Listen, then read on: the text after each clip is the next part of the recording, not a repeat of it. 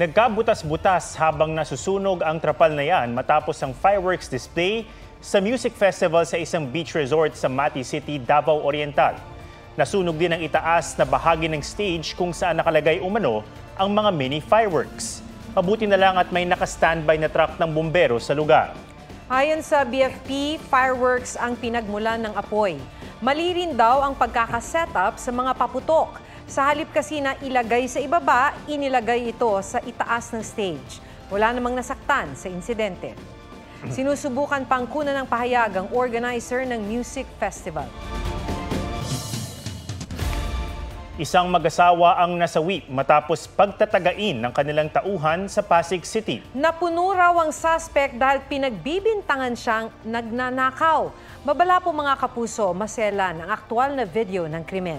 May exclusive report si Emil Sumangil. Kuha yan gabi ng May 30 habang nag-uusap ang among babae at kanyang tauhan. Bigla itong yumuko na tila may kukunin sa may paanan at hinedlock, pinagtataga at pinagtatadyakan ang biktima. Madidinig pa sa CCTV recording ang pagiging nito na saklolo. Tumakas ang suspect sa backdoor. Doon naman niya inabutan ng among lalaki na pinagtataga rin niya. Ayon pa sa pulisya, inatake rin ng suspect ang anak ng mga amo. Pero nakatakbo ito at nakapagsumbong sa mga otoridad. Nadatnan ng Pasig Police ang suspect sa crime scene. Natulala siya sa pangyayaring hindi na siya mag-isipang tumakas. Binawian ng buhay ang among babae at lalaki. Nagtamo naman ng mga sugat ang kanilang anak bagaman nasa maayos ng kalagayan. Kinasuhan po natin siya ng double murder at prostrated murder. Sa investigasyon, lumabas na napuno raw ang suspect na kahera dahil pinagbibintangang nangungupit sa kita ng tindahan ng LPG ng amo. Sobrang galit po. Bakit? Ano po kasi, yung lagi po ako napapagbintangan na magnanakaw kahit wala naman po akong ginagawa. Nagsisorry po ako na nagawa ko yun, pero sana po intindihin rin nila yung naramdaman ko. Nasaktan din po ako. Emil Sumangil, nagbabalita para sa GMA Integrated News. Natabunan ng abo ang ilang lugar sa paligid ng Bulkang Canlaon kasunod ng pagputok nito kagabi. Idineklara na ang state of calamity sa Canlaon City sa Negros Oriental. Mula sa La Castellana, Negros Occidental, may live report si Eileen Pedreso ng GMA Regional TV1 Western Visayas. Eileen? Maki-aabot na sa mahigit 1,000 mga evacuees sa Negros Occidental ang inilikas kasunod ng explosive eruption ng Bulkang Canlaon kagabi. Dito sa La Castellana, nag-aalalaman sa iniwan nilang mga bahay, mas pinili ng ilang residente na manatili sa evacuation centers para sa kanilang kaligtasan. Sa time-lapse camera footage ng Vivox, kita kung paanong nagsimulang mabuga ng makapal na usok ang Bulkang Canlaon bago mag-alas 7 kagabi. Hanggang sa magtuloy-tuloy ang pagsabog. Nasagap din ang dumadagong-dong na tunog mula sa pag-aalboroto ng bulkan.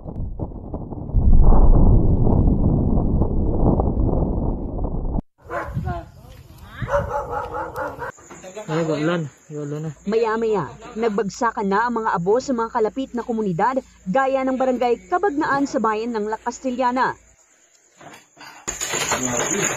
Inirekomenda na ang pagdedeklara ng state of calamity sa bayan. Bukod sa La Castellana, apektado ng ashfall ang La Carlota City at Bago City. Sa barangay Araal sa La Carlota City, natabunan ng abo ang bubong ng mga bahay maging ang mga pananim. Grabe gin nga tapok sa sa bulkan.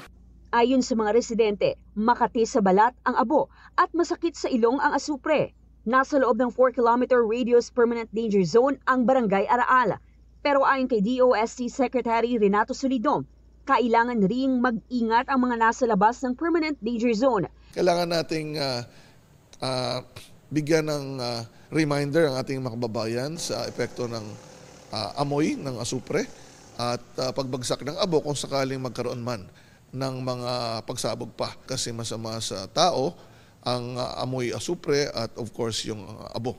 Isa ring banta ang pagbuhos ng ulan sa bahagi ng bulkan. Kung nasa dalisdis sila sa mataas na lugar at doon ang ulan, pwedeng ibaba nito at magkaroon ng maputik na baha. Depende sa kung mangyayari ay kakayod pa sila sa ilalim, posibleng magkaroon ka ng mga malabnaw na lahar siguro. Sa ngayon, itinuturing ng VIVOX na isang explosive eruption ang nangyari. Inaaral pa kung may bagong material mula sa loob ng bulkan ang inilabas nito. Nagdeklara na ng state of calamity ang Canlaon City sa Negros Oriental dahil sa epekto ng pagputok ng bulkan. Dumating doon ang GMA Kapuso Foundation para mamahagi ng pagkain at tulong sa 2 evacuation centers. Maki, panawagan ngayon ng mga evacuees ang gamot, lalo pat ang ilan sa kanila ay may iniindang karamdaman. Anumang oras, asahang isailalim na sa state of calamity ang bayan ng Lacasillana. Maki? Maraming salamat, Eileen Pedreso ng GMA Regional TV1, Western Visayas. Kahit tapos na ang pandemya, kanya-kanyang pag-iingat pa rin ang ilan laban sa COVID-19.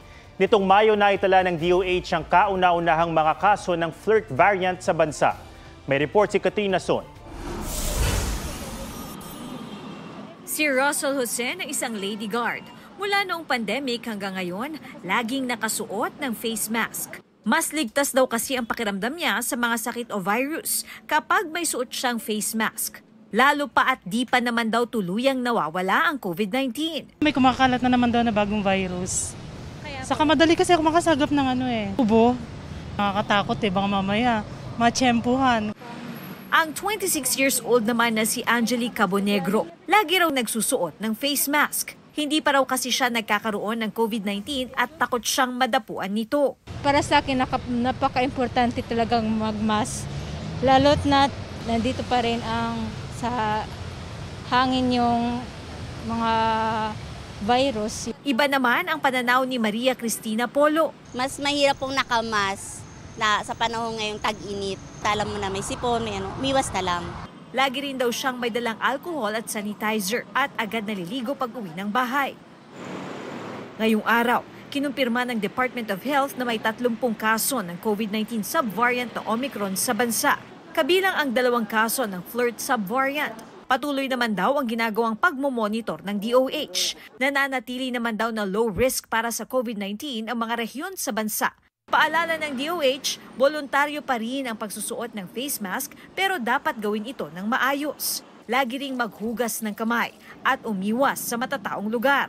At kapag hindi maganda ang pakiramdam, huwag na lang lumabas ng bahay. Katrina Son, nagbabalita para sa GMA Integrated News. Inilipat muna sa Central Luzon Police Regional Office ang 49 na pulis ng Bamban, Tarlac. Iniimbestigahan sila sa posibleng kapabayaan dahil sa illegal na pogo activities sa lugar. Ayon kay PNP spokesperson Colonel Jean Fajardo, sasailalim ang mga pulis sa retraining at reorientation. Pinalitan sila ng mga pulis na mula naman sa Tarlac Police Regional Office. Samantala, nakatakdang iapela ni Mayor Alice Guo ang preventive suspension na ipinataw sa kanya ng Ombudsman. Inalmahan naman ng PAGCOR ang anilay paninisi ng abogado ni Guo sa kanila kung bakit sinampahan ng DILG si Guo ng mga reklamong kriminal. Wala raw kinalaman ng PAGCOR sa pag-i-issue ng mga local business permit at license. Hindi rin daw sila responsable sa pag-i-inspeksyon ng mga gusaling wala sa kanilang jurisdiksyon. Sa kaso ng ni-raid na compound sa Bamban nitong Marso, may mga tao raw ang PAGCOR na nagmo-monitor ng operasyon ng Zun U1 Technologies Incorporated sa registered address nito sa loob ng compound. Pero wala na raw access ang PAGCOR sa iba pang lugar sa compound na karamihay restricted at hindi mapuntahan ng publiko. Kaya hindi sila makakapag-monitor ng anumang illegal na mga aktibidad doon.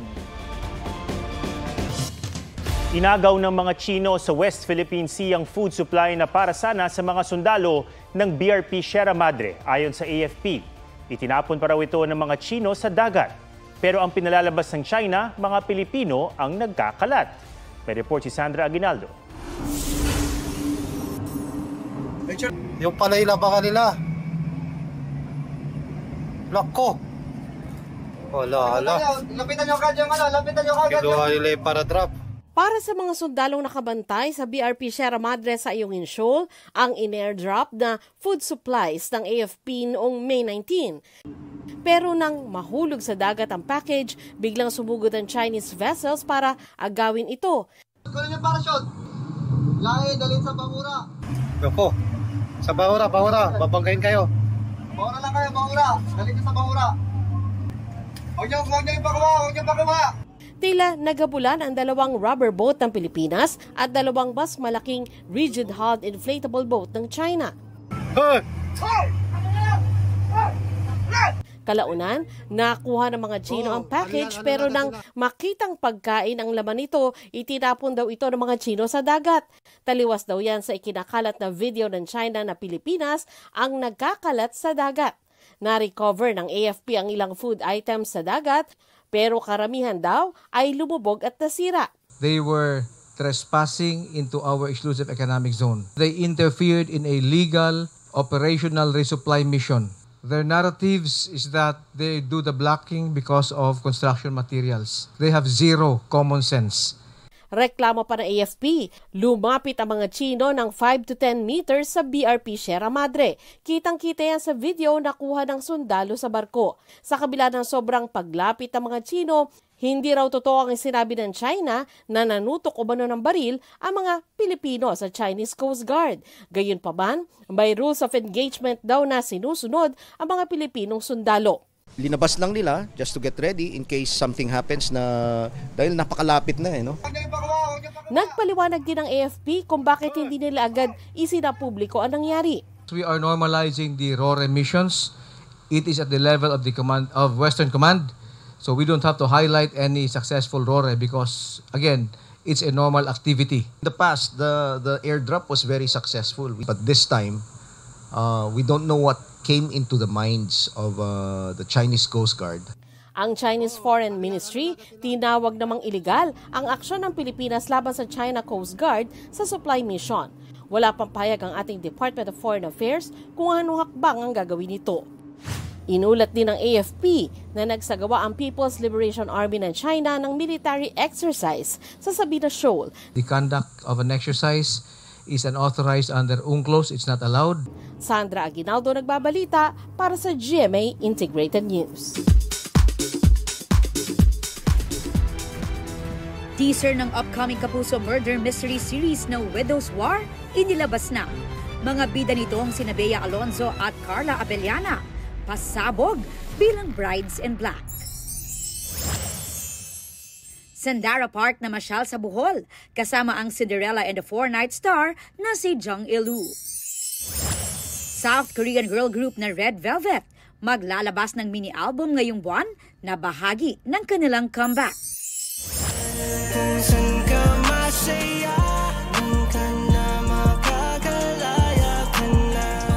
Sumaya single ni Josh Cullen ng SB19, trending!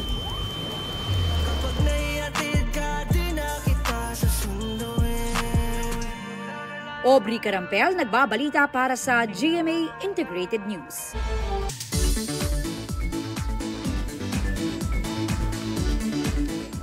Bakas ang iniwang kasaysayan ng pagsabog ng Bulkang Pinatubo, mahigit 30 taon na ang nakararaan. Sa mga bakas nito, umusbong ang napakagandang tanawin. G tayo sa tinaguriang Beautiful Disaster sa report ni Ian Cruz. Mahigit 3 dekada na ang nakalipas noong sumabog ang Mount Pinatubo. Pero patuloy na gumagawa ng ingay ang bulkan dahil sa ganda nito. Beautiful disaster kung maituturing. Bago marating ang Pinatubo Crater Lake, daraan ka muna sa lahar. Mula ka pa Sarlac, kailangan mo nang sumakay ng 4x4 truck. So going to Mount Pinatubo, kailangan sumakay ng 4x4 ride which will take 1 to 30 minutes. Ang ganda!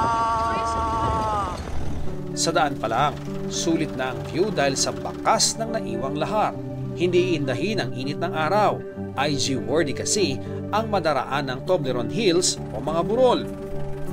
Pagdating sa paanan ng bundok, kailangan pang mag-hike. Maraming ilog na madaraanan. Sakaling magutom, Machitsyempohan mo naman sa pag-akyat ang mga katutubong nagbebenta. Ang pagod sa mahigit 1.5 oras sa pag-akyat, mapapawi dahil sa ganda ng Crater Lake. Ang Pinatubo, lalo pang pinaganda ng panahon, kaya kung mapunta sa bulkan, hindi ka mag-aatubiling ito ay balik-balikan. Ian Cruz nagbabalita para sa GMA Integrated News.